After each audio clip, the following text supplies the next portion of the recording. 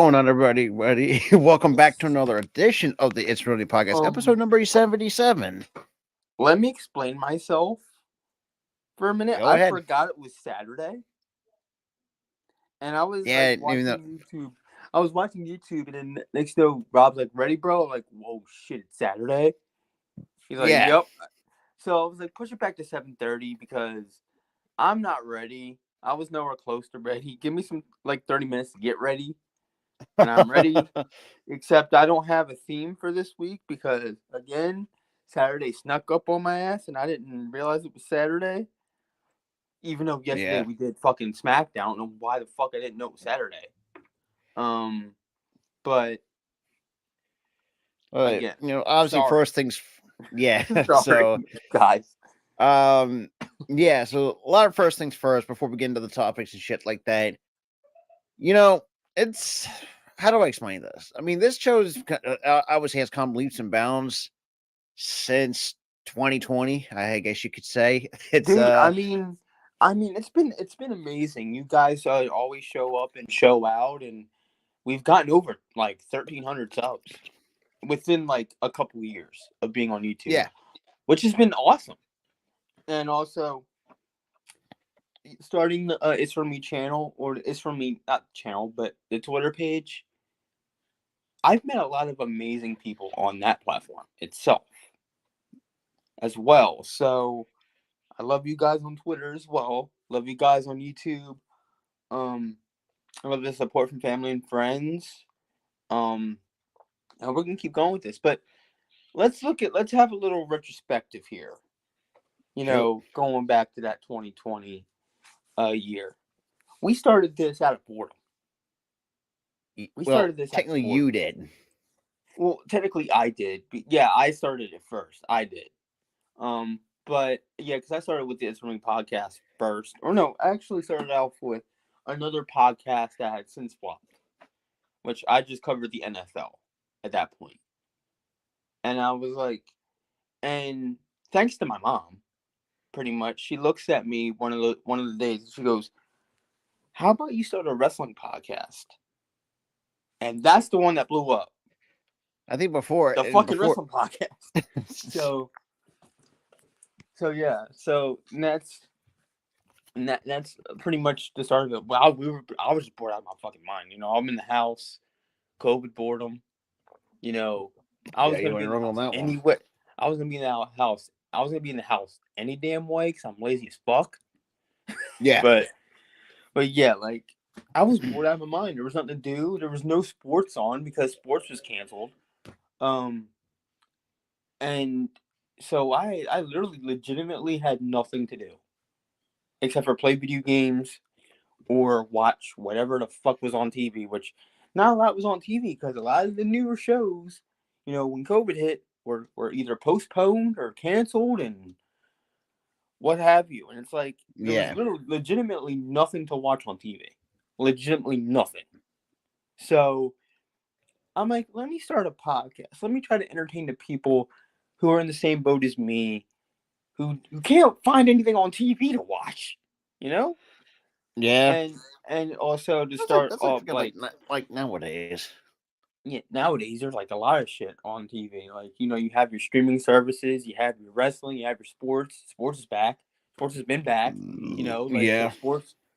So the sports has been really heavy, but like I started this out of boredom, but also let me entertain the people that need to be entertained because they can't find shit on TV like me. Wrestling. At that point, no fans, which was fucking weird. Okay, weirdest fucking year I ever in wrestling. Okay, but and we're not the only people to notice it. yeah, and then even wrestlers were doing the same shit, starting YouTube channels out of boredom because of COVID. So it was like everybody was feeling that effect of COVID boredom, you know, Yeah, and that's true. I was like doing this because let's try this YouTube thing out again and see if it sticks. Because I did it twice, two other times, but I didn't find my niche. I was struggling to find my niche. I was doing like retrospectives on sports that didn't stick very well. Then I was Yeah. like picking out DVDs from my fucking DVD collection, reviewing the fucking movies out of fucking nowhere. That didn't Yeah. stick. Obviously, that wasn't gonna stick because that was just fucking stupid. Okay, so it was like, Maybe you're surprised. But it didn't take and I saw a friend do it, and he found success. I'm like, let me do the same thing. Ended up doing one recollection video. I got too pissed off in the video because the movie was that bad, and I Jesus. started cursing. I'm like, this fucking movie's a fucking piece of shit. I didn't like the like, dude. I was pissed, dude. It was like this like movie. It was like this like fucking movie. It's called The Zombie Diaries. That movie was shit. Oh, why would you watch that? Listen, we saw it at a Walmart like bin or something. Oh, one of those bargain bin One of those bullshits. bargain bins, and we were like, this looks interesting enough, like from the cover. Watched the movie. That movie was so fucking stupid. And it was just like, never again. That movie sucked. But and yeah, and Tyler kind of got me into the game a little bit too. Here and there, like I was kind of, you say you're not a reoccurring guest, that sort of thing. It's just like, At first, you were just a guest host. I had another host, but me and him had a falling out over yeah, some stupid shit. I think it was the Eagles. Obviously, I've lost two friends because of a football team, which is which yeah, stupid. it sounds pretty stupid. It's because those two so-called friends took it too far. I was trying Oh to yeah, do a simple debate, and they took it too far, and that's where the friendship ended. So, but yeah, that's what happened. And then I'm like, I asked Rob, "You want to be this? You want to be the permanent host?" He's like, "Yeah, man." And here we are, 4 years later, on the same fucking even podcast. though we did kind of make a mistake of just moving, just kept the show on. Well, when we made the channel, that was kind of fucking stupid to begin with, and That channel did not do very well because it was just like we you, weren't tied to anyone, and I at like when I was initially doing that channel, you know, I wasn't promoting. That was my mistake. I wasn't promoting. I only got like 44 people who had just found the channel, like, yeah, and that's where I capped off because I wasn't promoting. I was just putting out videos and putting out content for you guys or for the people at that point, not you guys, because I promote and you guys found us through the promotions. But yeah, that so we ended up merging. I think 2021 we merged, like completely merged. yeah. So and after that, we just blew up. We blew up exponentially. Um, we're still struggling to find that balance of sports and wrestling content, but we're getting there. Before we're actually kind of getting better with it. Yeah, we're Well, leveling out. We're starting to level out. But like the thing is though, none of this would be possible if COVID didn't happen, for one, yeah. and two, without you guys, the fans. Well, that too, and me, bringing you to the idea, say, hey, give this a shot again. Like, because for me, I kind of took it because yeah, you told me so. You can do your own podcast and whatnot. So learn how to do all that shit before. And yes, we were this at the time. We were doing Anchor at the time. And after that, I'm thinking to myself, let's try the YouTube game and see how that works out. So I You were created like, the channel, yeah, they were like, wait a minute, we can go to YouTube. and yeah, We fucking got a better reach, but more a better. more we have more of a reach now than we did with Anchor. Anchor, we had like 5 listeners, hit like I five mean, countries, but it was like 5 listeners a country. It was like we either got like 5 or 15. and at the same time too, and like I said, we'll do more a lot of that at another time. But at the same point too, I want to give a quick shout out to a lot of people who do like, especially watch our stuff on Twitter as well. And it's kind of funny because, and yes, I also do like mid-show tweeting and shit like that. Kind of what which I normally do. So Yeah, like I usually when you see the black screen when you see my screen go black, that means I'm out of the browser and I'm like tweeting or something. And so when you see that, I'm just like tweeting stuff out and shit. But like, I don't do live tweeting as much as I should. But like, it does work because I've done it before. I But mean, it's just trying to getting people engaged with shit like that, which is for me is another great tool. it is a good tool. Um, Twitter's even though, a tremendous tool to interact with the IWC that community, even though half of it is toxic. I look yeah, on it like there's like shitty Twitter beefs for no fucking reason on that app anymore. It's mm-hmm. like I don't really care for it, but like Like, and there's some good and people. There's some good ass people on that app, and there's people that I'm half tempted to ask if they want to you know come on a stream with us one of these days. Like might as they well. I seem mean, like more guests the there's a better. lot of a lot of people that are like genuine with me. They're genuine. They're nice when I'm there. So it's like I huge thank you to the Twitter family, man. Like that's just amazing stuff. Well, not just that too.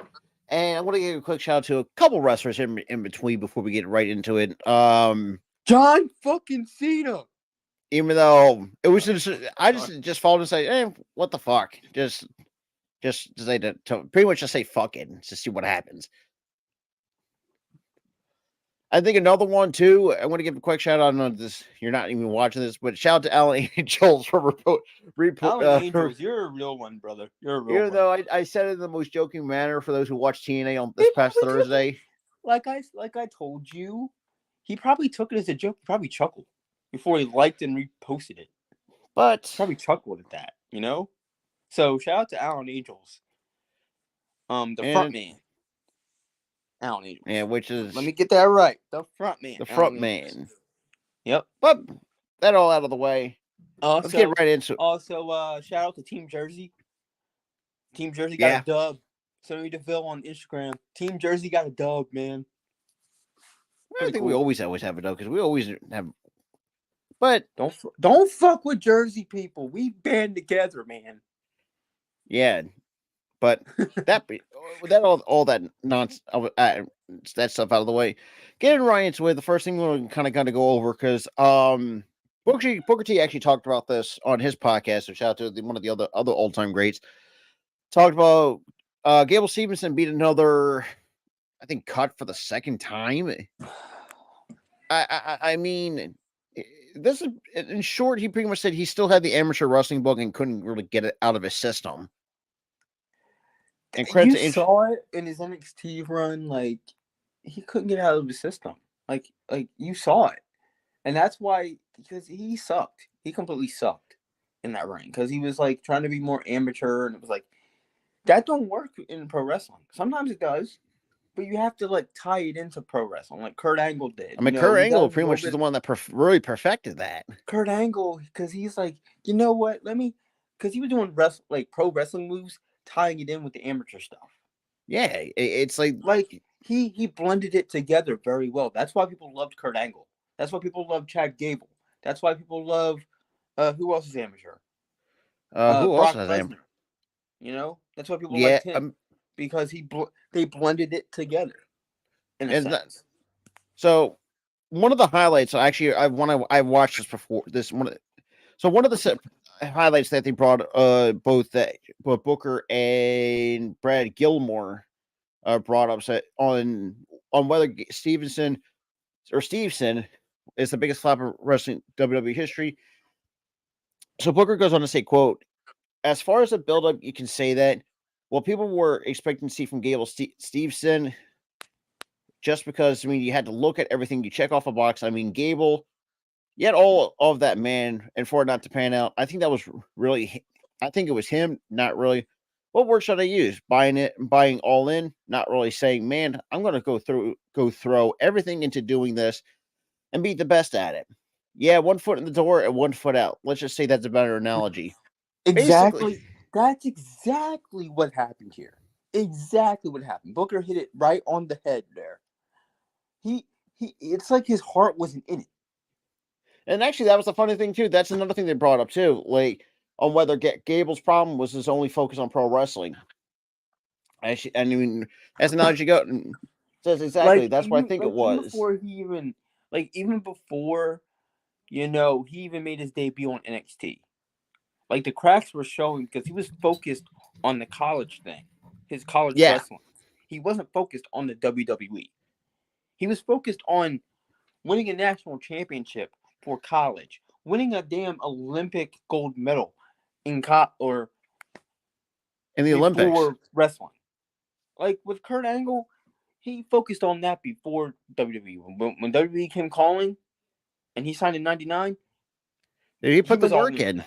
He was all in on it. And why do you Like think? And this is why we would consider Kurt Angle one of the greats. yeah, because he was all in on it.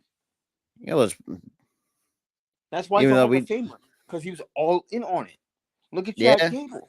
Look at Chad Gable. He was an Olympian first, but then when he got signed to the company, the WWE, he's all in on it.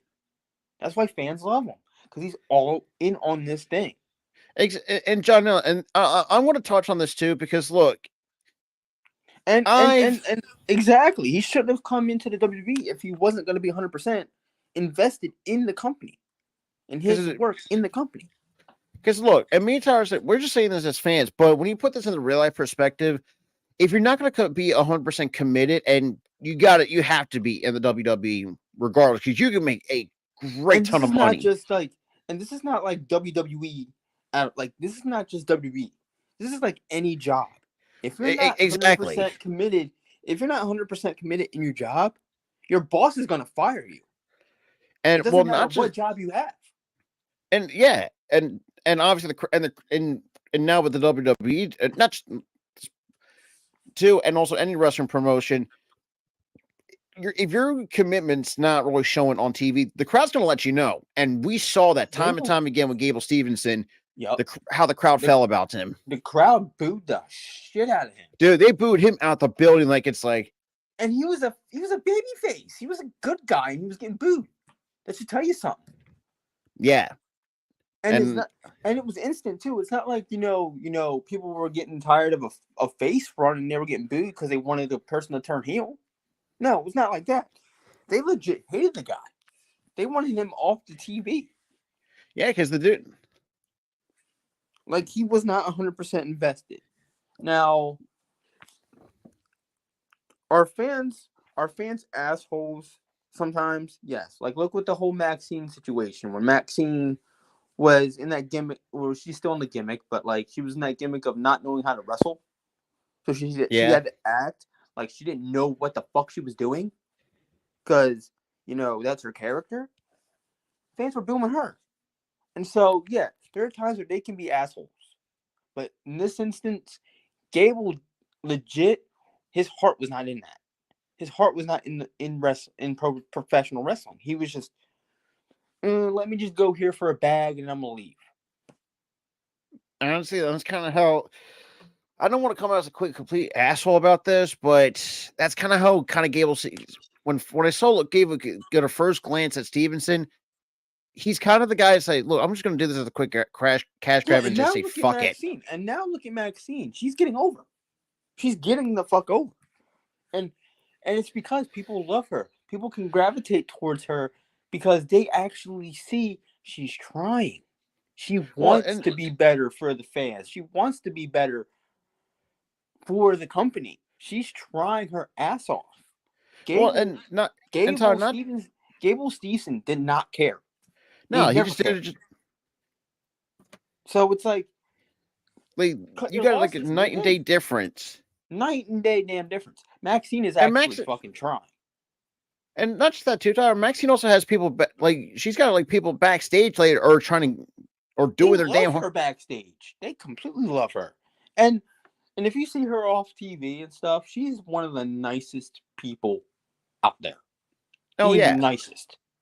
100%. So it's just like, it's I know I'm making a comparison. It's like apples to oranges here, but like again, he's getting booed because he just does not give a shit. Because His like his heart's not heart's in the company. now. Like Was there potential with Stevenson? 100%. But as wait, we said, with an amateur background, there's always potential. Always. Because you can easily find a way to train somebody in professional wrestling when they're an amateur wrestler. Because a lot of the moves they kind of do to a lesser extent. yeah, Like and it's kind of suplexes, they kind of do it in amateur wrestling. not they do, but it's not like over exaggerated. It's not like exaggerated where they're flinging the guy over their head. No.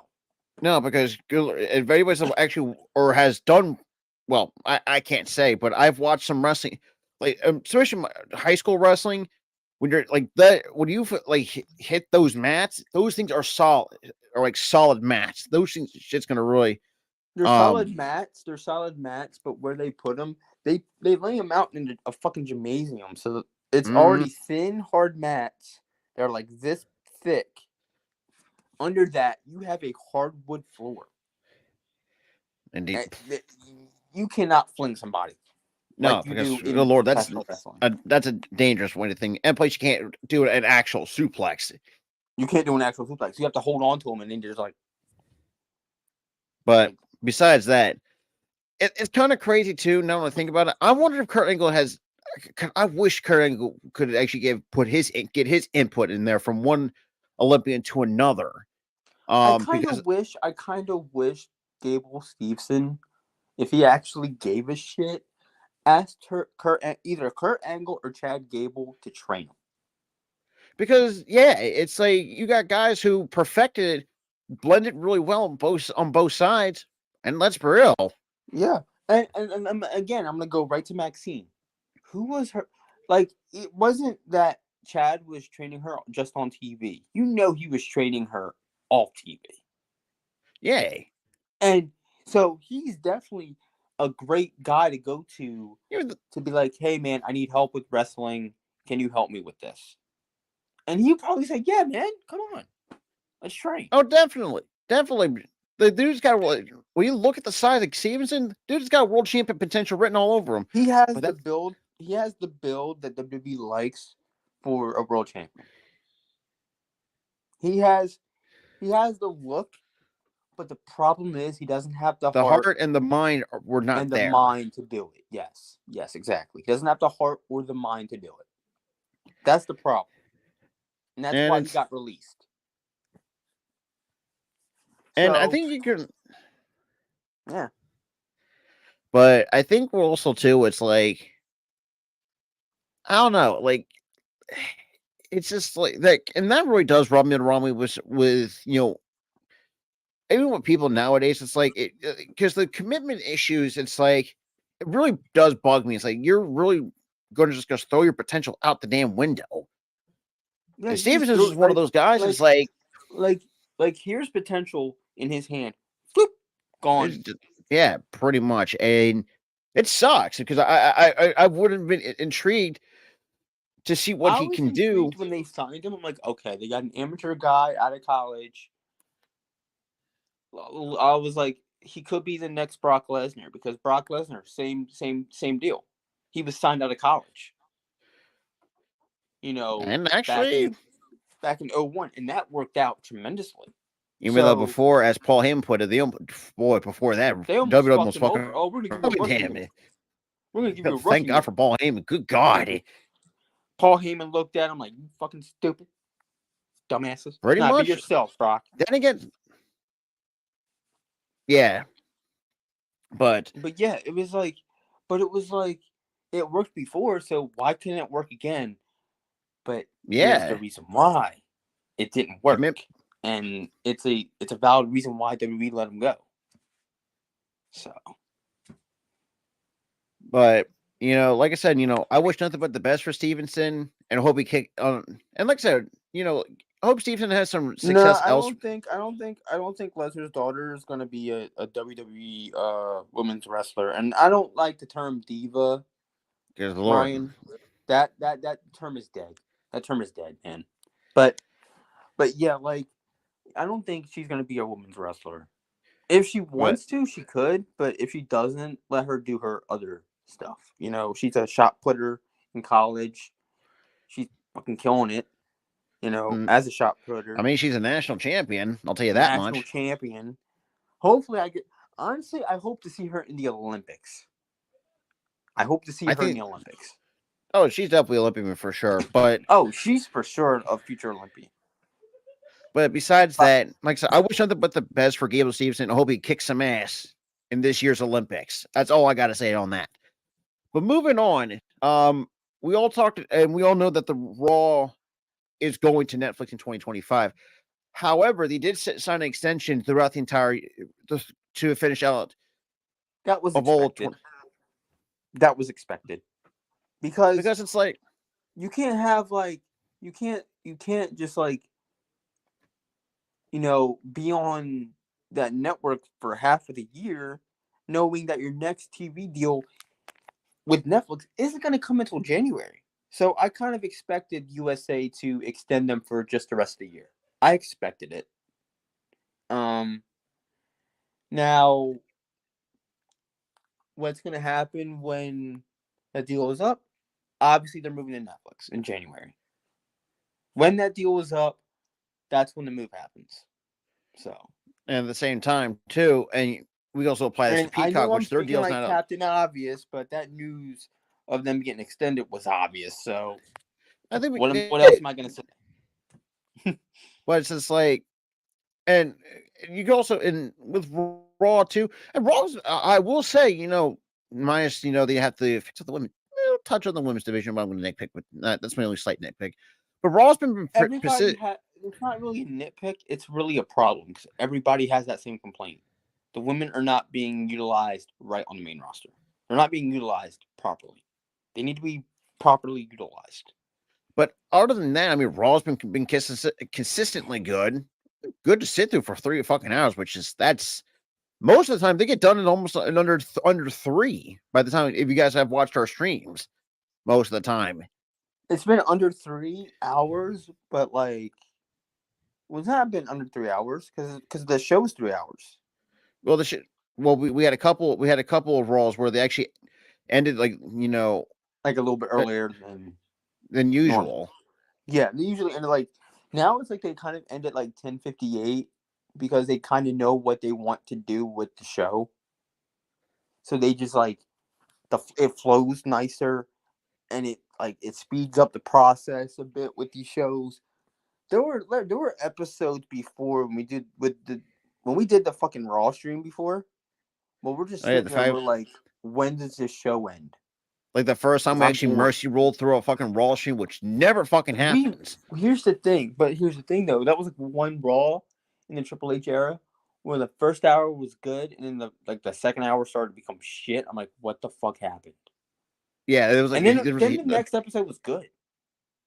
yeah, it's All the crazy, way but through, and it's been that way for a while, where Raw has been good all the way through, 3 hours.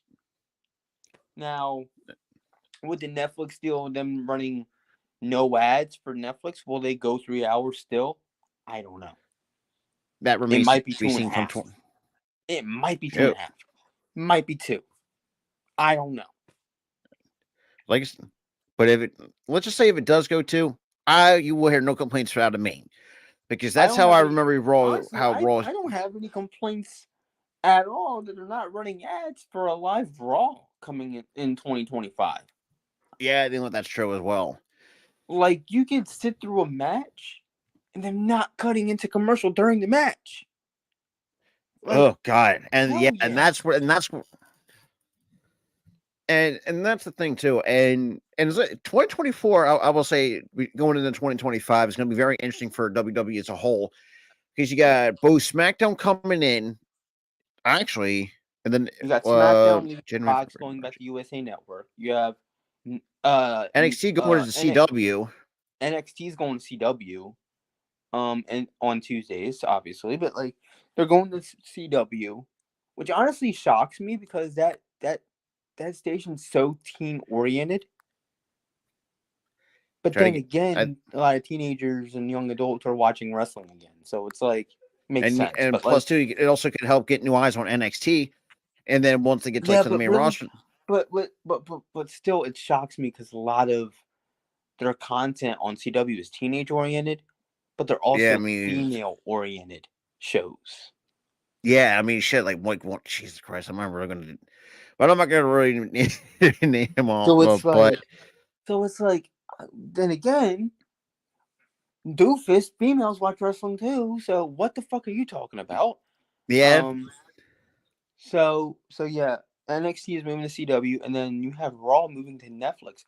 But that's the shocking part of it is that since 1993 up until 2025, which that ends, the streak ends from yeah, 1993 to 2025. That's been on cable. Raw's been on cable TV, and there's been a few years, like, and for those go and watch back, then and then now, come 2025, they're not going they're to not be gonna be on on cable cable TV. for the first time ever. They're not going to be on cable. And so it's going to be interesting too, though. Another thing too, I think a lot of people are going to, and I've seen people like this kind of been long talking with the Peacock deal been going up in 2026. Riverdale, honestly, I think Riverdale was a good show for the first season. The second and third season, I kind of fell off because it became like, whoa, okay, you're going a little bit too far with the fucking power shit, but whatever. And and sticking with, and obviously got to tie this into Raw too in WWE. And it's going to be interesting though, because obviously you still got another couple years before their Peacock deal is up. Like, Yeah, we don't know if they're going to sign a new one or bring all the stuff that they have over there over the I feel like Netflix. the easier move, 2026, is don't resign the Peacock deal. Yeah, Go right to Netflix. It's the easiest move you could possibly do because Netflix, they're doing a live streaming thing. You know, they had just done the Tom Brady roast live. Funny as shit, by the way. They also did a couple of like golf games. I think it was like they did like a car and race or whatever they did. and they're also doing a freaking Jake live boxing match, Jake Paul and Mike Tyson, and we don't know how that's going to I end up. hope That's Mike Tyson beats the holy fucking shit out of him. Um, use that fucking fast ass fist that you got, bro. Knock him out. You know. but like I said, oh yeah, little side note. This is not wrestling related, but also happy early Mother's Day to all the mothers Happy out Mother's there. Day. Happy I thank Mother's Day you, John L, for that. to all you mothers. Um, shout Oh, out to my mom. Shout out to your mom. Shout out to every mom out there. You know, happy Mother's Day to you guys. yes, So sir.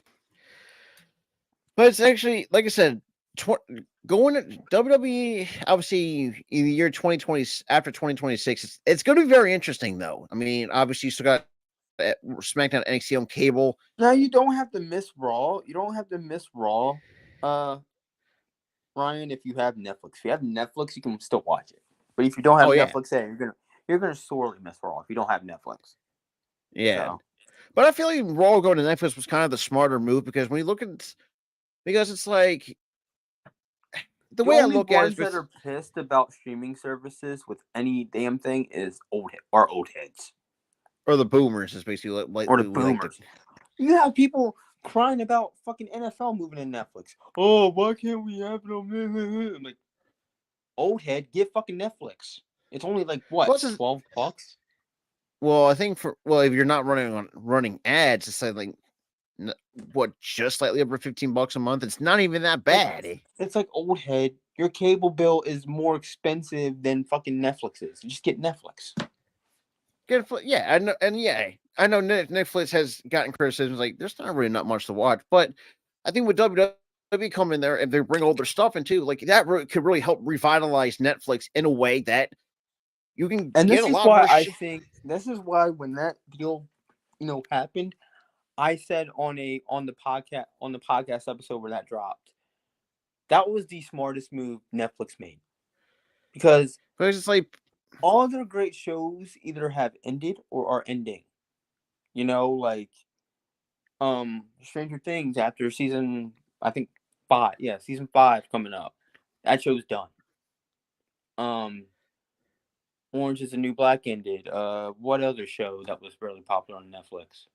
uh, Fuck. There's Well, I mean, probably you a have ton Ozark still that I'm going. blanking out I mean, you on. still have Ozark still going, but I don't watch that shit. But a lot of other shows either have ended or are ending, and they Like, don't really have. there's a lot of You stuff know, on. Netflix's creativity has gone down the shitter. Especially in the last I last mean, 5 years. there's some gems. Like I think that show Wednesday is pretty good. When's The they're spinoff show already doing season that's 2. pretty good. That's pretty good. But that show's getting a season 2. Or that show I mean, did get a shit. I season mean, 2. I So mean, you I got mean, shows they like do. Breaking Bad. Breaking Bad's on Netflix. That's AMC. I'm talking about Well, the Netflix originals. oh yeah, the Netflix originals. They don't really have a lot of good ones. That's the thing. They don't really have a lot of good Netflix originals. Outer Banks is okay. That's okay. Yeah. Um, But like I said, it's gonna but be interesting. other than that, like they don't really have a lot. All they have is like reality shows. And you Now, just throw like wrestling into the mix. You they throw you're in gonna bring wrestling. Boom, they're you're gonna get more people fucking to gold. subscribe to Netflix. You got new subscribers because people love wrestling. A lot of And plus, you'll be surprised of how many people love wrestling. oh yeah, you Peacock, honestly, Peacock didn't get super freaking popular until WWE struck that deal. yeah. It didn't get that popular. It's kind of crazy too when you think about it, because me and Tyler, we didn't know what fucking Peacock was I at the did. I time. did. I knew what Peacock was, but I was like, I don't know if this is gonna work. You know, people will probably just binge watching The Office the entire time, or watching shows Well, that's like me when I'm bored. everybody watches The Office when they're bored. Even I do that shit. That's but but maybe like but there wasn't really a lot of shows on there that really like scratched an itch for me. yeah, it's and that was kind of for me. Shit, there was yeah, and that's the thing too. It's like I'm like I said, the one person I'll give a ton of credit who's actually been smart about this. Give Nick Khan a fucking raise for this shit. But also Nick Khan wanted to axe that deal and make pay-per-view money, which I still don't like him about. Like, dude, no. Which I doubt it. But then again, he kind of was like, I don't think that'd be a smart move with the age of streaming and shit like that. And plus, I mean, So no, obviously they struck the deal with Netflix, but I feel like Raw wasn't the only reason why they struck the deal with Netflix. I feel like Netflix was like, sure, once that deal ends with Peacock, you can just move everything over to here. Because we're doing live streams now. So you can just move everything over to here. Which is a smart move. I think so, John. I think we're going to see a little bit of TV4. Well, that really depends. We're already like, even though they still have TVPG in the corner, it's a very, very heavy PG. It's more PG-13 than ever. So I feel like they might stay in that PG-13 range. They won't go full on TV-14. They'll be like a very high, pushing the boundaries PG, in a sense. Like which I'm fine with. But you'll hear the word bitch getting thrown around. You'll hear the word you'll hear the same smarky remarks from Drew McIntyre, like that one time where they were doing the what chance. He goes, "Say what if you French kiss your own the little sister," 6 window. I go, yo, he did not just say that. Because he was like, say what if you like kiss your own sister or something. That was no, that was Drew. That was Drew. Oh yeah. That was Drew. Drew said that. But Taker did back in the day too. But I know you're trying to go with that, but like, because that was the first thing that came to mind was fucking Taker. But Drew said that shit too recently. I never thought they'd bring that shit back up. The whole kissing your sister. I'm thinking to myself, like, where have I heard this before? Oh wait, fucking Taker fucking Taker said that shit. What's this? What, American Badass Taker? If I remember correctly, my memory serves me right. This was American Badass Taker 2001 when he was a heel. And it's also kind of crazy too. And this also, I know ratings don't mean a lot too, but I feel like how the Raw has done in the ratings obviously the last few years. Matt. What's up, In the Matt? last few years, I think also kind of plays a factor in it too because even good lord, who I think wasn't TK. No, this is before T. Well, this is way before TKO. I don't know where my brain's at right at the moment, but I all I'm don't know saying where is, you're getting at. but like, Get- and also trying to think what else kind of really helped. I always see, Nick Khan getting that Netflix deal too. I just feel like Netflix. I know, like I said, I don't ratings don't really mean much, but I think that Nowadays, also ratings don't mean like diddly jack squat. shit. Like people are like, "Oh, Rolling gets 1,000,000 views." It's I mean, because half of their fan base don't even watch cable anymore. and I think that's where it kind of plays the part. Okay, and I think that's kind of what Nick Khan said. You want to Okay, know? Do you know what the averages usually are with Raw and SmackDown? it's usually separated at least by They 1.5. million. No, it gets separated by a million, right? You get 1 million for Raw. You might get like 1 million, but it's close. It's more closer to that 2 million range. Because guess what? A lot more people can watch SmackDown. Yeah, because let's be honest, no one works on no one works the, and that's what plays a part You of it can too. No get one wants. freaking Fox. You can get Fox on a fucking antenna. Yeah, I mean, if you It's think about it, Fox is easy. one of the very first. Like, You know, but then again, they're moving to USA. So, was it really a success? No. But then again, because Fox made it known. It's like if you don't improve your damn rate, if you don't improve your damn show, we're dumping your ass. And they improved it a little bit, but the content just wasn't there.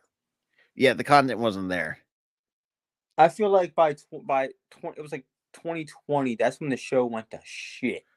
Oh Lord! And take it from me, SmackDown we heavy criticized SmackDown on both multiple shows, occasions. dude. Both shows went to shit. I remember one episode where I just saw the match card. I was like, nah, because I saw it was Yeah, we good did, and we didn't bother. like, No, this is way before we started streaming, anyways. this was before we started shooting. But like, I saw the match card. It was like right in the middle of the match card. You had like a karaoke contest with the women. I go, yeah, no, I'm not watching that shit. I'm like, no, not watching that shit. And I'll fully admit this too. Like, Ed World has had it's bad episodes. I mean, taken from one episode that we did before. I almost fucking fell asleep through one. But it still wasn't as bad as remember the 2017 to 2019 era WWE. No, I don't want to remember that. Absolutely not. not. Oh my god, that was shit. That whole fucking 3 years was shit. And guess who was the fucking blame for that? Fucking Vince. Mr. And Redacted. speaking of that, Mr. we'll talk about Redacted. Anyway, that was a segue. No, that was me when they did that. Say, yep, you lost me. I mean, the Usos and Cesaro thing, I thought that was just funny. That was the rap battle thing. Listen, I've seen rap battles before in wrestling. It usually works. I'm okay with rap battles. But when you're doing like when you're like sorely misusing talent because you wanted them to do a random ass karaoke contest. Yeah, you're gonna ring on a SmackDown, which is awful. But here's the worst thing about that part, though. WWE was already taking a hit because of fucking COVID that year. Yeah, exactly. It was during fucking COVID when that episode happened. It was bad. It was bad. But Randy Orton actually made a couple comments, especially one in particular, which now, like I said, meantime, we don't know. Well, we know people who wrestle, but we don't know the process, the creative process behind shit. So, Randy Orton, we don't know shit. We're just fans. Randy Orton himself talked about the WWE creative process under Vince McMahon. He says, "quote We were kind of flying by the seat of our pants." End quote. Basically. Yeah, pretty much. I mean, we look basically we just did what the fuck Vince wrote, and sometimes he changed like last minute. And we didn't know what the fuck we were doing. Pretty much, is what he's So saying. Randy Orton did a quick interview with Adam's Apple. That's kind of funny. Basically said, "Don't worry, Jesus." So when he said when WWE being changed with do changes with, he says, "quote with Nick Khan, Triple H, Bruce Pritchard," which I think he still needs to get the hell out of there. That's besides the point. So many things have changed from a creative standpoint. They're thinking months and months and months in advance. Before we were kind of flying the seat of our pants. Creative was changed. Yeah, I can imagine. Yeah, Here's the thing. Here's the thing. We knew that because I think it was the at, one Raw that there's been a few Raws where they get to 5 hours before the show, and we hear a headline: Vince ripped up the script. They had to write a new one with 5 hours left before the show started. It's like, what you the should fuck? have this shit right before before Monday even fucking happens. I feel like they should have shows written by Sunday night. And they should have a clear-cut path of what they're going to do by And Sunday it's funny. night. It's Tyler, since you're funny enough, that's what also Randy Orton mentioned as well. Is he said, I mean, each week creative was changed. It'll be 5 o'clock. You'll be on the East Coast going live in 2 or 3 hours, and you wouldn't know what you were doing. It was a very stressful environment. Well, I couldn't fucking imagine. And Tyra said it best too. There's fucking oh, I mean, and then we come to find out the day after, it's oh, the script got changed. It's oh, good lord. The entire wrestling. It was either here's the issue that I have with this, right? It was either 5 hours before, or like Randy said, 2 hours before, where the script got ripped up and they had to write a new one. That's why shows felt sluggish, and they felt rushed. Now it flows nicely because they knew they have a clear path of what they want to do. And plus, too, you gotta let shit and let some of these storylines fucking marinate. Vince, on the other hand, he just wants to get right to the fucking end. It's no, let this shit marinate. I want this. I want a 1 month build of a match. No, let it cook, let it marinate. When we say Triple H is cooking half the time, we ain't exaggerating. We're not exaggerating. He's literally cooking up these storylines.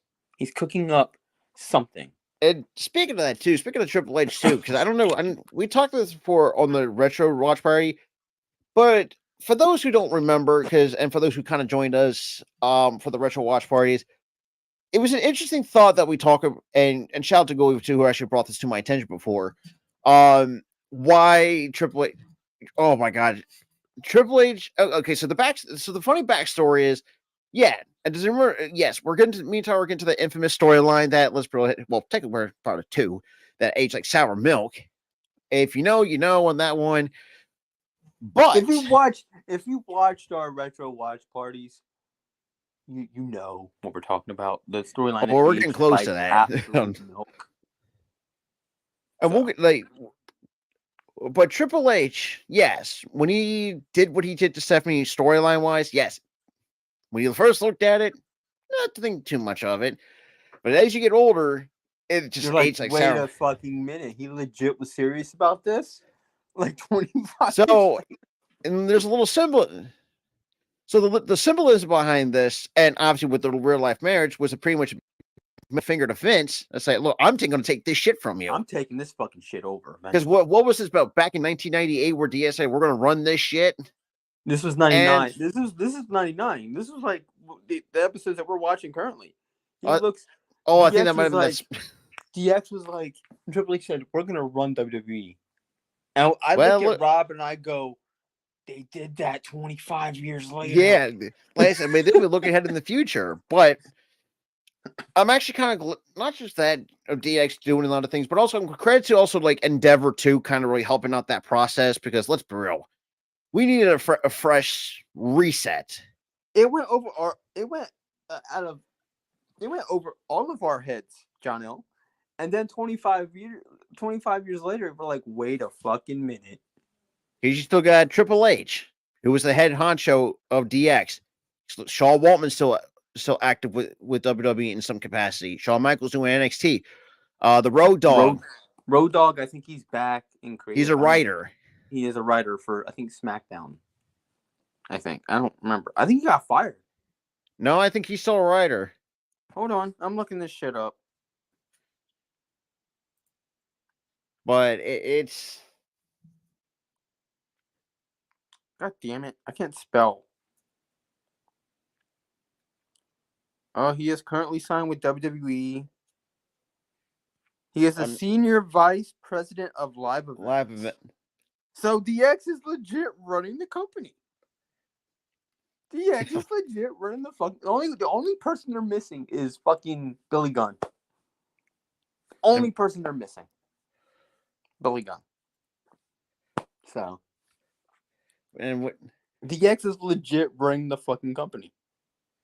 Well, Jeff Jarrett was like notorious for being. Hey Tyler, so. You want to know the fun fact? Do you know who the Road Dogg, the Road Dogg's brother is? Who? Scott Armstrong. Does that name sound familiar to you? God, it does, but I don't. He's a former WWE ref. In storyline wise, he was in the back pocket of Triple H and the Authority. Oh fuck yeah, that is. So his dad is the great Bob Armstrong. Now I know he's Bob Armstrong's kid. I knew that. I knew he's a brother. He has a brother, Scott, Brad, and Steve Armstrong. Those are his brothers. Yo, that's fucking cool shit. He's in his own little goddamn wrestling family. Road Dogg, man. That's cool. You love to see it. You love to see that. And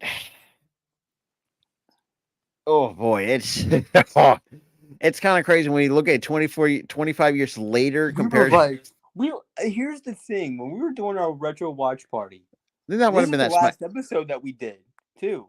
It was SmackDown. We did on Tuesday. We looked at each other. We're like, 25 years later, and they said they're going to say we're going to take over. We look at each other like 25 years later, just come to fruition.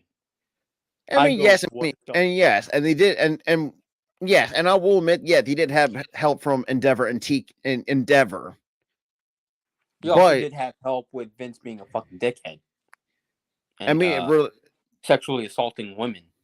Good Lord, that was I will say that much from on the channel. That was not an easy thing to cover. I will be blunt about it. Even when the fucking whole thing came out in detail of what the fuck happened, her testimony, that was a hard read. When I read all that was a hard ass read.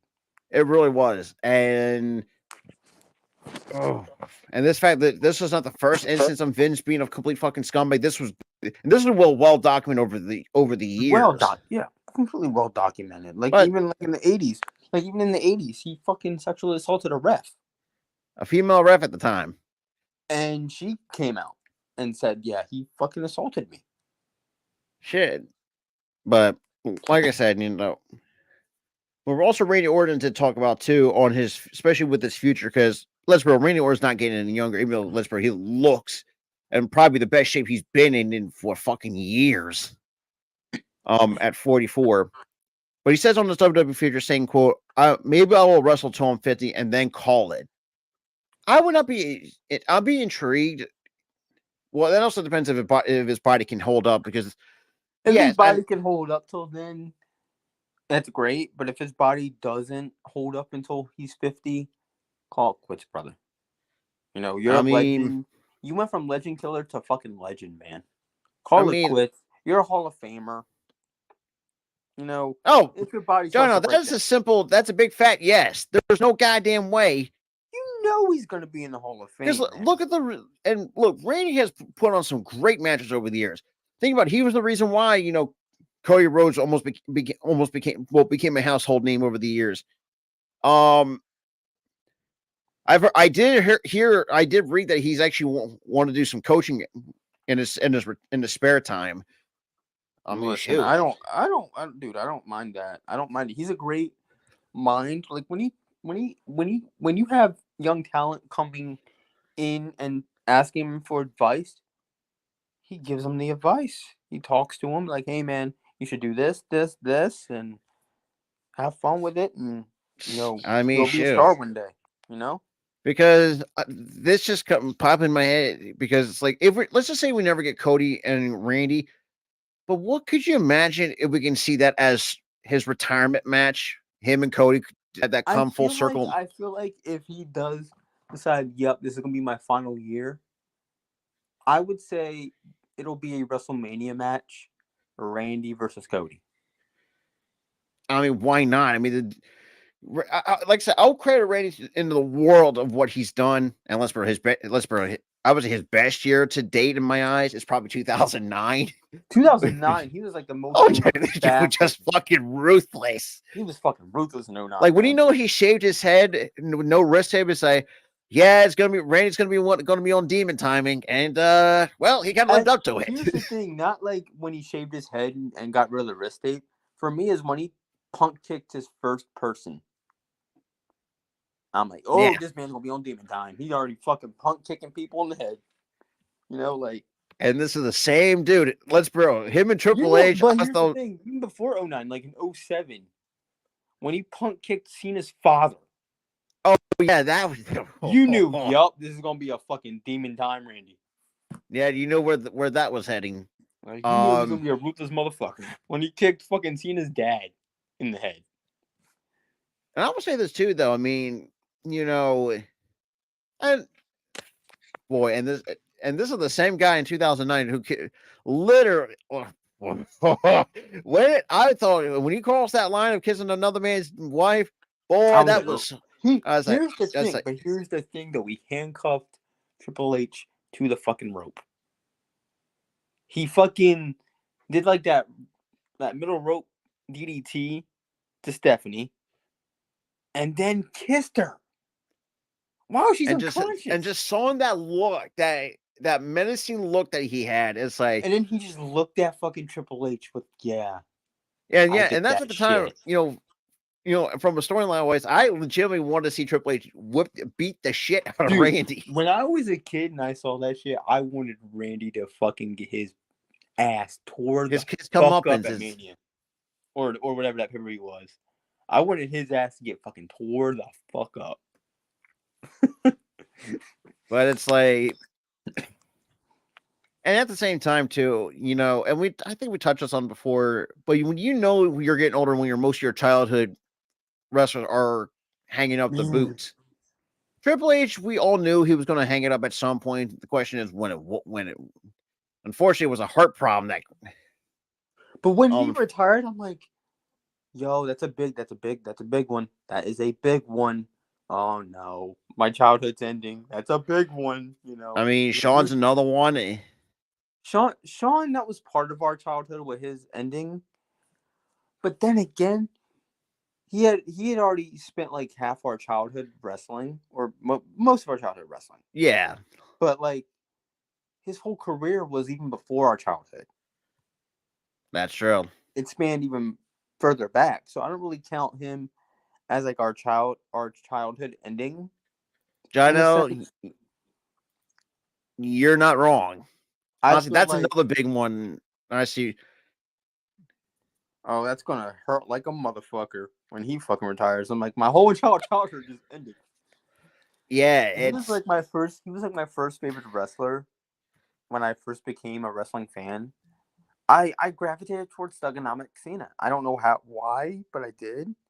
Yeah, he just had that it factor. He had it. And I'll be completely even 4-year-old and 5-year-old me, like, yo, Cena's the coolest guy ever. And let's actually put out a banger album, which is still fucking hits this fucking day. I'll just that shit went fucking platinum. John Cena the trademark. Still, that shit went fucking platinum. And at the same time too, look, I know the last few episodes that we've done, we gave, especially the episode before, we gave Stephanie a lot of shit, but I think without her, I mean, boy, they would still be looking for a face of the company. We gave her a lot of shit because it came out that she may have been involved with the fucking sexual assault shit, but then that came out that was a lie, a fabricated lie. So then we're like, we kind of take back everything we said. We love Stephanie again, you know. Yeah, and But at the same time too, and and as we said, without her, we wouldn't have no John Cena. I mean, shit. hell, If, without her, we wouldn't have the game Triple H. Well, then yeah, again, he was already the game at that point. But we wouldn't have without her. We wouldn't have John Cena because he was on a bus. He told this story before. You already heard the story. He was on a bus. He was, I think, it was like just freestyling with his buddies, and he was like, and Stephanie took one. He goes, "Huh?" She goes, come here for a minute.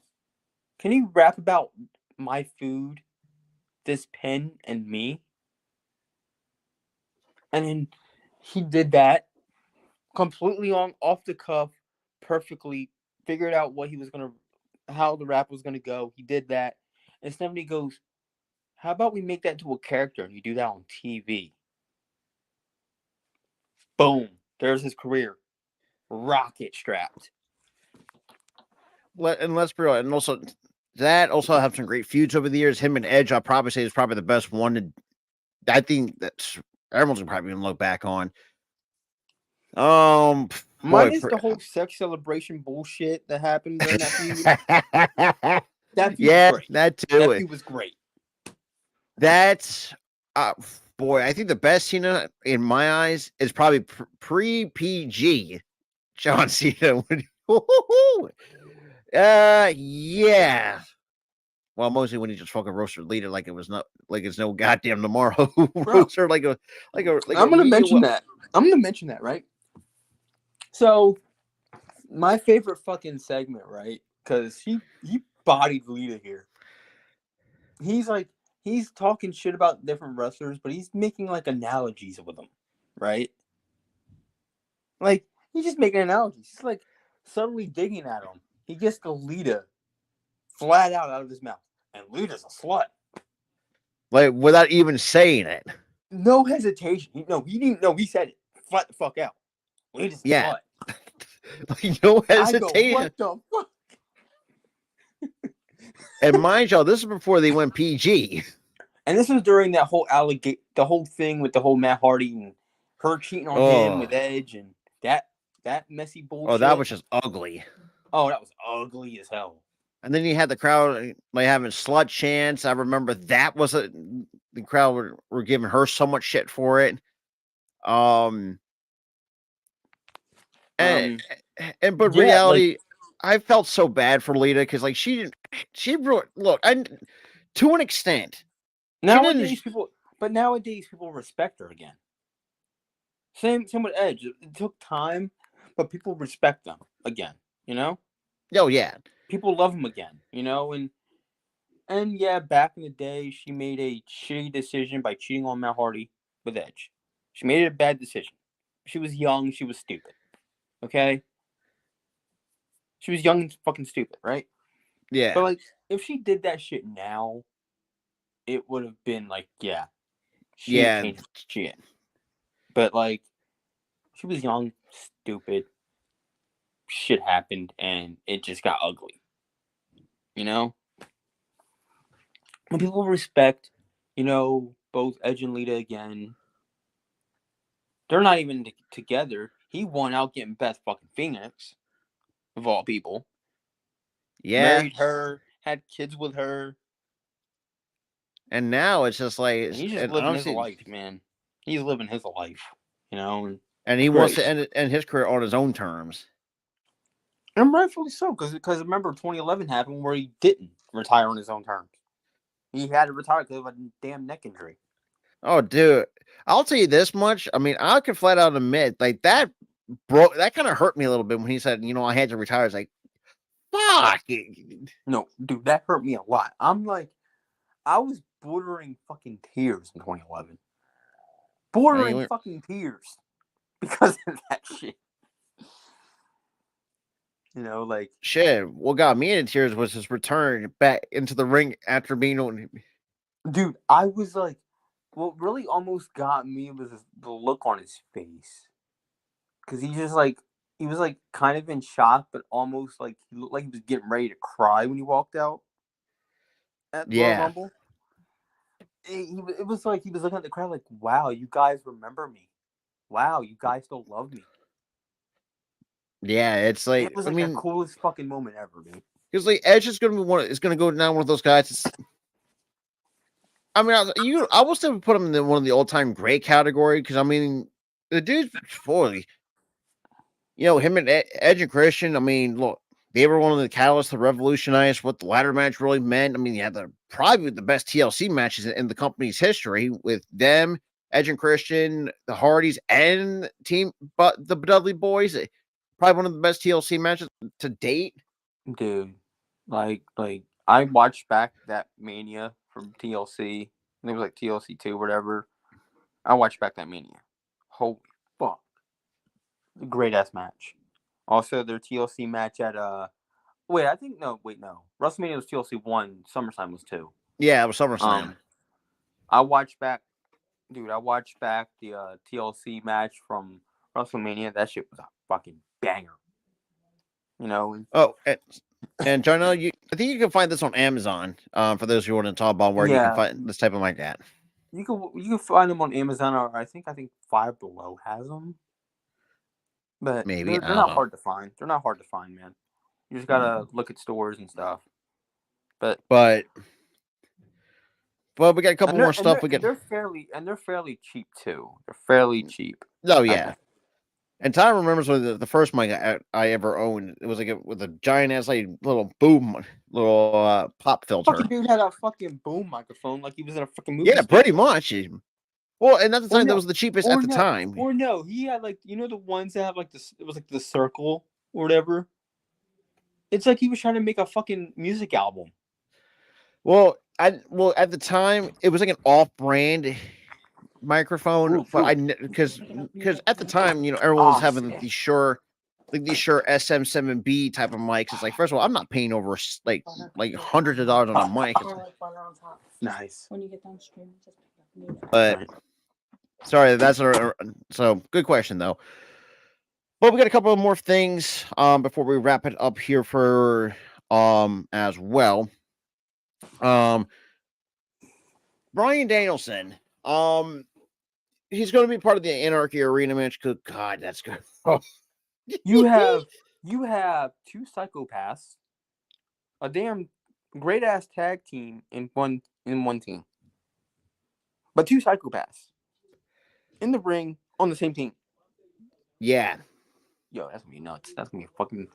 But Bryan Danielson, I mean, great and gentlemen, they've done some pretty good work in AEW, but his contract's set to expire. While he spoke to with Justin Dillon of the TWE show, Danielson noted that his AEW contract is slated to expire for All In at Wembley Stadium over in the UK this coming August.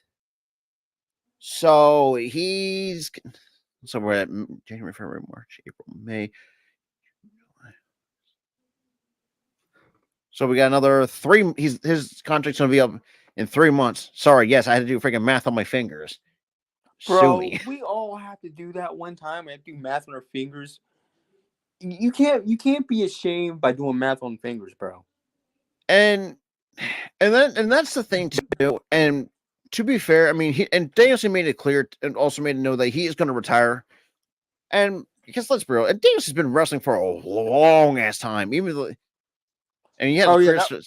Brian, that was one of my favorite moments from Stadium Stampede that one time when Hangman Page ran out. He was chasing down Sammy Guevara on a freaking horse. This is the same time Sammy Guevara couldn't catch a break. First, he got chased by a golf cart. He got chased by a golf cart, got hit by the golf cart, and then he's running off after that. Now he's getting chased by Hangman Page on a freaking horse. Which, yeah. Damn. And yes, and Danielson also made it clear too that once his contract is up, like it's just like it's time, and he made it clear too, like his career is coming to a close anyways. And after his contract's up, he's retiring. So, I mean, and he wants to focus more on with Brie. lover He's wearing not. He's Eagles got a jerseys and family. shit like that. So that's gonna be interesting Yeah, with a she's an little. Eagles fan. She's an Eagles fan. So hell Oh, yeah. that would be. Freak. I'm sorry, but that'd be an interesting household to be in, to be in. You got Fucking Eagles versus Danielson, who's a the Seahawks Battle of the fan, Birds. Battle of the Birds. That's what pretty the much. house is. But Battle of the Birds. Eagles versus Seahawks. like I said, like I said, whenever that retirement comes, I wish nothing but the best for Brian Danielson. I mean, shoot, the dude who, uh, boy, who became a fucking megastar in WWE. Oh, Even though dude, 2014. That was when the fucking when the Yes movement kind of popped off. Yes movement popped the fuck off there, dude. Let's take with AEW. Another star may never wrestle again due to injury. And yes, we all know injuries happen in pro wrestling and whatnot, yada, yada, yada. That's kind of like the little thing. But Chuck Taylor knows this very well. Unfortunately, fractured his ankle, and he's going to have surgery. People were saying it's career ending, but he fractures his ankle. How is that going to end a guy's career? You never know. There's complications. Could be just Like I said, complications. I don't know. I've never fractured my ankle. I sprained it. So, well, actually, I've hang never on. broke a bone in my fucking life. What am I talking about? Sorry, I had to freaking knock on my desk because, good lord, that's a fucking jinx. But the injury cause was after the parking lot street fight in Jacksonville the week before, where Beretta caused Taylor to suffer a quote unquote career-ending injury.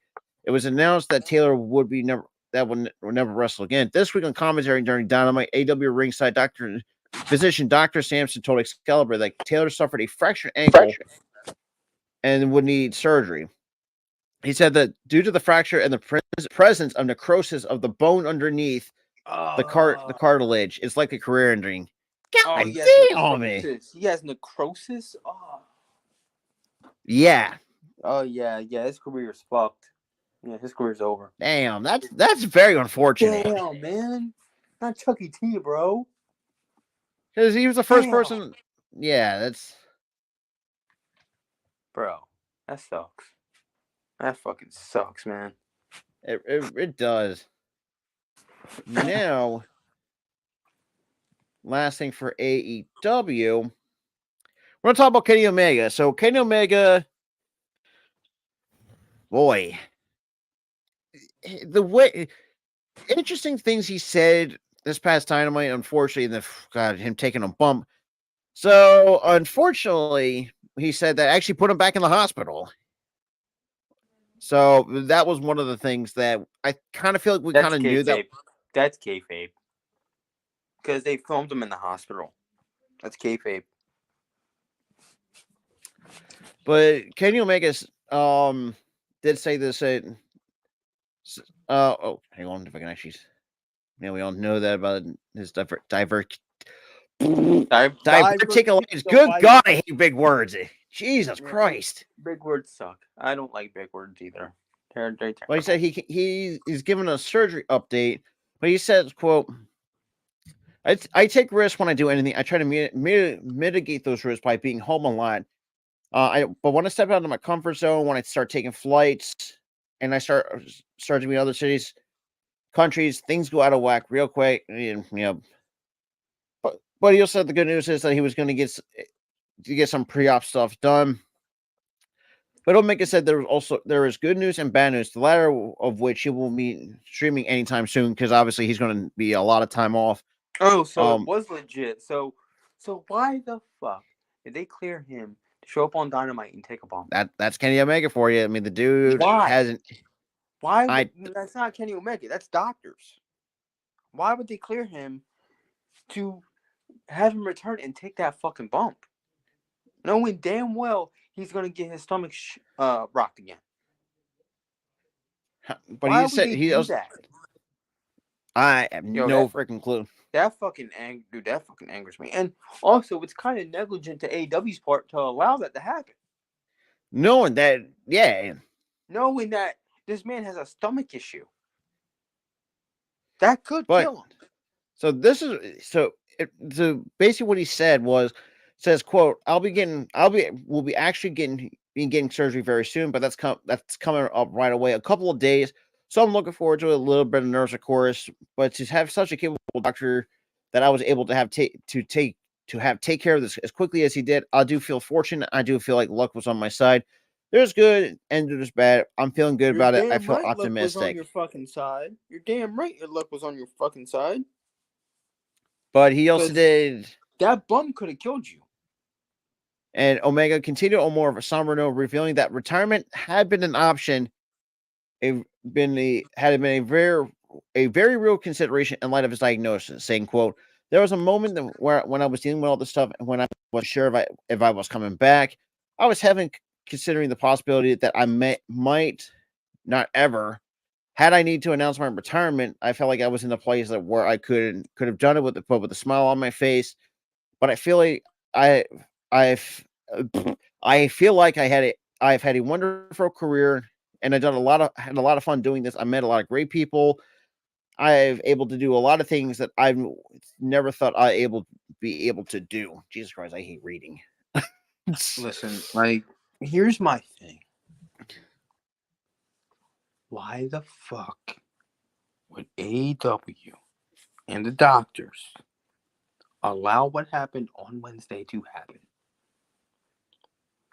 Now, given it's probably a work. And I'm completely pissed off for no reason. But if it's Yeah. legit that he legitimately did get hurt on a bump to the stomach. Because he took a chair to the stomach. He took a chair shot to the stomach. So the spot where he gets hit in the damn stomach. If he still has that the diverticulitis, I hate big words too. But if he still has it, and he didn't have surgery yet on this shit, why the fuck would doctors allow him to show up at AEW and take a bump like that? Why would Tony Khan in AEW make him take that bump? I have no clue. And also, him getting flung out the damn stretcher, landing on his stomach. Why would that happen? Now, this could be a work. This could be a work, and I'm thinking too much into it. I'm getting pissed off for no reason. But if it's real, AEW. Total negligence. AEW. Total fucking negligence on your part. To the doctors. Total fucking negligence on your part. If this is legit, if this is not, I take it all back. I mean, so far, I have not seen any updates that say that's legit. Well, so far at the time we're streaming, there's not really much. So it probably is a work, and I'm getting too bent up out of shape over this. Oh well, actually, so Kenny Omega. I did find another article about talking about. He's going to get the surgery in December of. Well, announced in December 2023 that that was 2023. We're in 2024. But he did say, he actually went. So he actually had the right doctor to fix it. So it looks like it by the way how it came off, looked like it was a bit of a work. So I'm getting bent out of shape for no reason. I take it all back. But again, honestly, knowing the circumstances, Wednesday night still scared me. Yeah, because even though it was a work, it still scared the shit. That's pushing it. I'm like, yeah, I hope he's okay. I hope it's not real. And now it's not. So, and Kenny Omega did talk about this too, of how this really started. So it was all accumulating over the past injuries that he's kind of suffered throughout his entire career. I mean, when you watch a lot of Kenny Omega's matches, the dude knows how to take a beating. That's all I got to say on that. But like I said, bro gets his ass kicked a lot. But the fact he puts on good matches.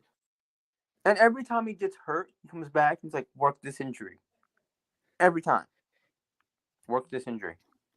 Case in point, I know this past Wednesday, him Work getting my taken a chair. diverticulitis. Like I said, man, dude, that you're pushing it. You're really gonna try to give us Bro, us you're gonna wrestling fans scare a fucking fans heart doing that attack. shit. Don't do that, Kenny. Don't work that injury. That's one injury we don't want you to work. But the fact he gave us some good updates on it through the Twitch stream, said he got pre-op stuff done. Say, okay, at least it looks like it's a work. Because good God, Here's my thing. Here's the thing, though. Pre-op. Did he actually have the surgery yet? Like, that's my thing. Because he's saying pre-op. Pre-op is something that you do before surgery. Well, he also did talk about too, like he had to wait to find the right doctor who knows how to deal with diverticulitis. Jesus Christ! So it's not a fucking work. It's not a fucking work. Why the fuck would they allow that?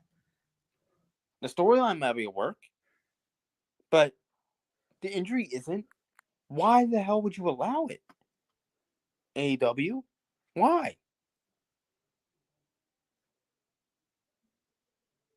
Why the hell would you allow it? If he didn't have the surgery, because we're putting two and two together here, he said pre-op. That means before surgery. Why would you allow that to happen, AEW? Why are you so fucking negligent over the healthier wrestlers, AEW? Trying to find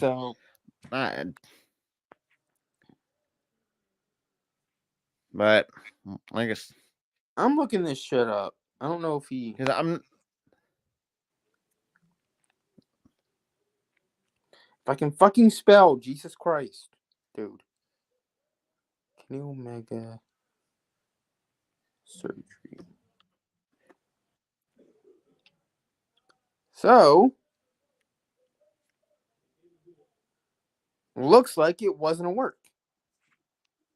It's real. This is the surgery.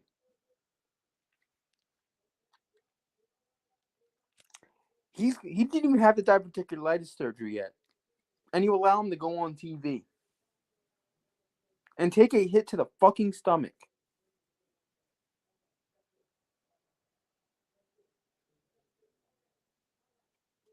AEW, you fucked up. And countless times you fucked up over wrestlers getting hurt. You don't care about the well-being of your fucking talent. And it's showing. Now one of your biggest damn stars takes a fucking bump. Or it wasn't a bump. It was a fucking chair shot to the fucking stomach.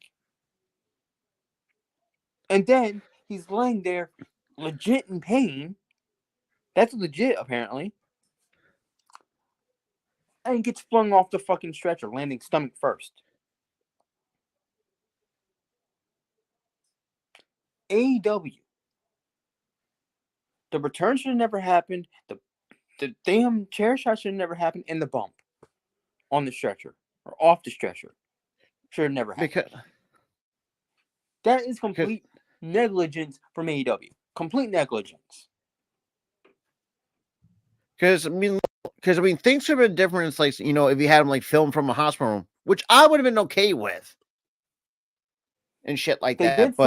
They did film his like promo in a hospital bed. But it's like, why? There was no reason for him to be there.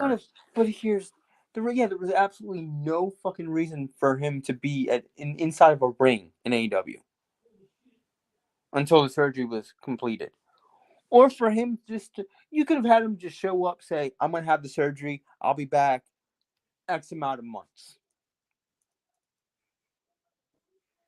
I'll be out X amount of months, I'll be back in X amount of months. But no, you have him come out, call out the damn Young Bucks. Young Bucks come out, hit him in the stomach with a fucking chair.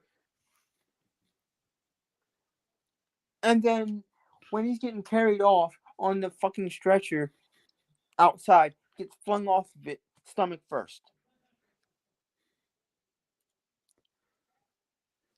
AEW does not care about the well-being of its wrestlers. That's another problem Tony Khan has.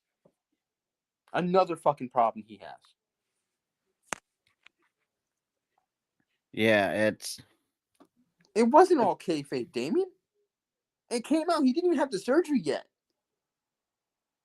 And surgeries happen all the time, or injuries happen all the time. Not freaking diverticulitis, Damien. And your it's fake, right? Comment. Yes, I know it's not. I know wrestling isn't real. I know it's scripted.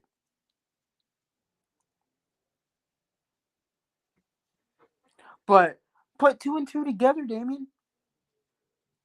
that's not the first. He said pre-op for a surgery. And also, he was saying, he was trying to find the right doctors. He should have never been in that ring. He should have never taken that chair shot. He should have never been thrown off the fucking stretcher. None of that should have happened. Now, if it wasn't work, yeah, sure. Yeah, he was going to get the surgery anyway, but like he said, any hit to the fucking stomach could kill him. Damien, he should have never been in that fucking predicament.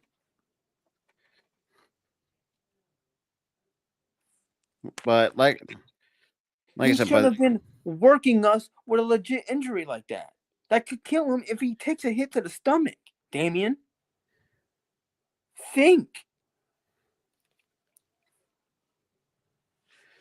But other than that, like I said, that's going to be something that's probably going to end it there because, like I said, hopefully at some point by the end. Hold on, let me read this comment. It's not a real hit.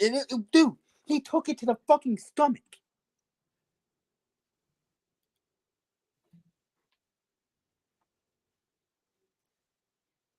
Why don't you understand that?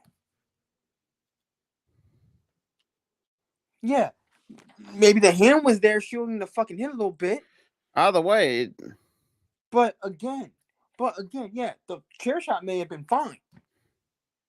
But him getting flung off the fucking stretcher, stomach first, on concrete, should have never happened. Yeah. So how about this, Damien? Get your facts straight. It's the first time I've ever been heated on a fucking stream because of you. Oh, what would you? Go into the kitty corner. And honestly, he's been like this, guys, for a while. And I don't like to be mean to the fans. I don't like to be mean. But don't ever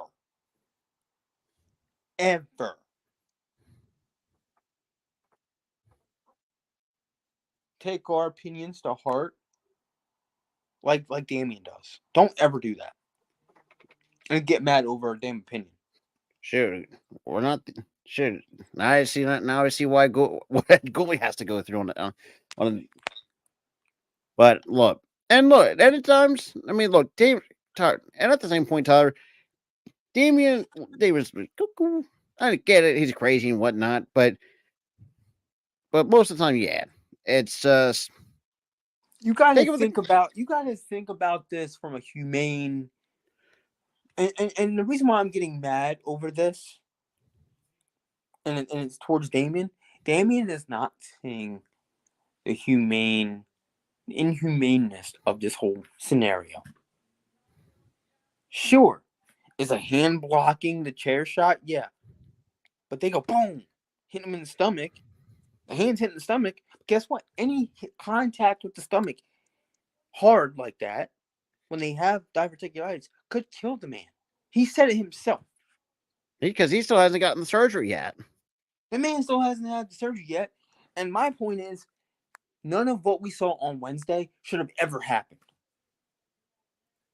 He should have been in the hospital.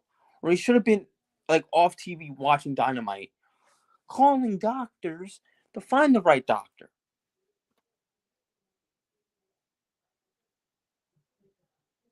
So, from a humane standpoint, that should have never happened. But And hey, AEW, you fucked up. Rant over. but other than that, I did want, but other than that, like I said, we'll talk more on more stuff next week. Well, I sorry, the week 2 weeks after, because obviously before we go out of here, I want to give you guys a little quick update for those not paying attention to the community tab that I posted quite a while ago. So obviously you're not going to see pretty much no content from the 15th from this coming Tuesday all the way up to what's the 26th, Sunday, give or take. Yeah, Let me yeah, check the okay. calendar. Oh, you already did? Yeah, it's a Sunday, Yeah. 26th. So from the 15th all the way up to the 26th, that's just going to be like a mental reset for me and Tyler. And yes, and then I'm going to be dog sitting. So for my grandma, who's going to be out of town. So For damn sure, you know how I got heated very fast today. You know, on stream, I'm gonna need a mental reset.